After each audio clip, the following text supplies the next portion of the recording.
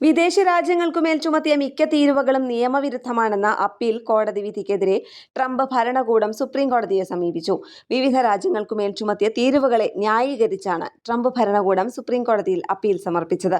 അപ്പീലിൽ ഇന്ത്യക്കെതിരെ ചുമത്തിയ അധിക തീരുവയെക്കുറിച്ചും പരാമർശമുണ്ട്. റഷ്യ-യുക്രൈൻ യുദ്ധം അവസാനിപ്പിക്കാനുള്ള നിർണായക ശ്രമങ്ങളുടെ ഭാഗമായാണ് ഇന്ത്യക്കുമേൽ തീരുവ ചുമത്തിയതെന്നാണ് അപ്പീലിൽ പറയുന്നത്. റഷ്യയിൽ നിന്ന് എണ്ണ വാങ്ങുന്നതിനാലാണ് ഇന്ത്യക്കെതിരെ അടുത്തിടെ അന്താരാഷ്ട്ര അടിയന്തര സാമ്പത്തികാധികാരം നിയമം ഉപയോഗിച്ച് തീരുവ ചുമത്തിയത്.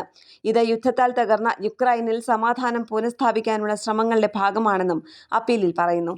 തീരുവകളുള്ളതിനാൽ അമേരിക്ക ഒരു സമ്പന്ന രാഷ്ട്രമാണ്, അല്ലെങ്കിൽ ഇതൊരു ദരിദ്ര രാഷ്ട്രമാകുമെന്നും അപ്പീലിലുണ്ട്. ദിവസങ്ങൾക്ക് മുൻപാണ് ട്രംപിന്റെ തീരുവകൾ നിയമവിരുദ്ധമാണെന്ന് വാഷിംഗ്ടണിലെ ഫെഡറൽ സർക്കിറ്റ് അപ്പീൽ കോടതി കണ്ടെത്തിയത്. അന്താരാഷ്ട്ര അടിയന്തര സാമ്പത്തികാധികാര നിയമം ഉപയോഗിച്ച് ട്രംപ് ചുമത്തിയ തീരുവകൾ നിയമവിരുദ്ധമായിരുന്നു എന്നാണ് കോടതി വിധി. അതിനിടെ നിലവിലെ തീരുവകൾ ഒക്ടോബർ 14 വരെ തുടരാൻ കോടതി അനുവാദം നൽകിയിരുന്നു.